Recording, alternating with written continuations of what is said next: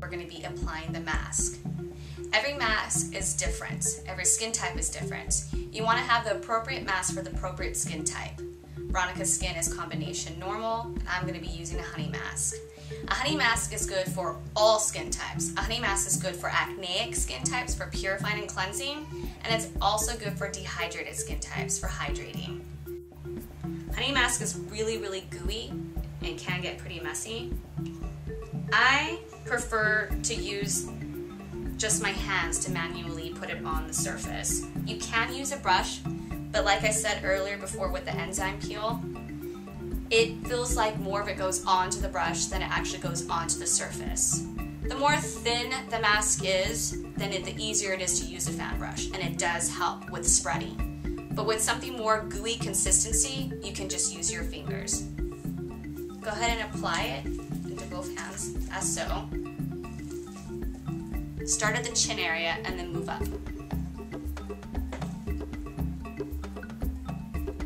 Now we're going to go ahead and move on to toning afterwards. We went ahead and cleansed, removing the mask. We used sponges and then we used a towel. You also could just use a sink. Make sure all the mask is removed. Since it's a honey mask, it's not going to hurt anybody if there's little remnants left on the forehead or in the crevices of the nose. It's just honey. It's just going to continue hydrating. You can even leave it on overnight if you want it to, but go ahead and remove it after 10 minutes. It's not like the enzyme peel. If you accidentally leave some of the little crevices, it's not going to cause a problem.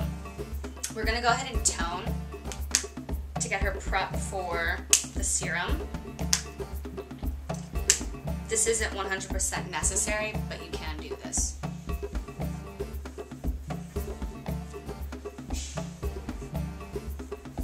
And just go ahead and conserve everything. This is a tissue that I ripped up 4 different times. I used throughout the whole entire facial. Try to conserve. Now we're going to go ahead and apply an appropriate serum.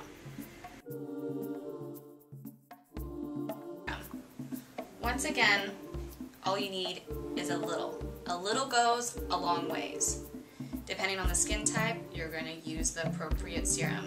I'm using a peptide serum. This is going to help the collagen to produce more. Go ahead and mix it in the hands.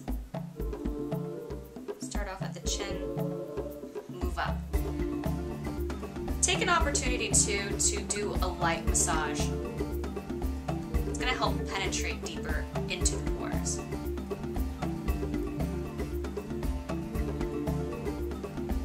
Make sure that you get it all in there. You can tell the serum is absorbed once it's hard for you to actually glide your hand smoothly on your surface. It'll be a little more rough.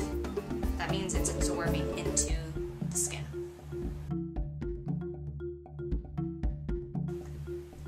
Just a small little dab. And there's 2 different ways that you can do this. This moisturizer actually doesn't come with an SPF, but SPF is very important in everyday life.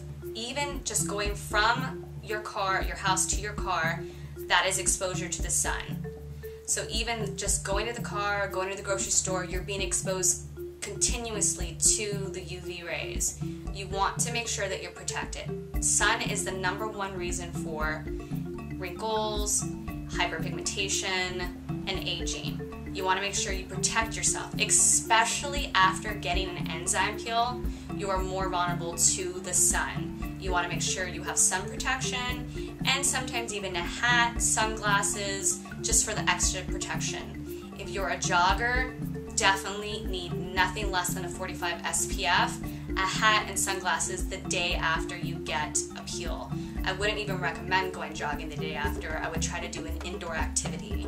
Also stay away from steam rooms and any exercising a couple days after an enzyme peel. What I do just to make it easier is I go ahead and get a moisturizer, a light moisturizer, and I get the SPF and I mix it together.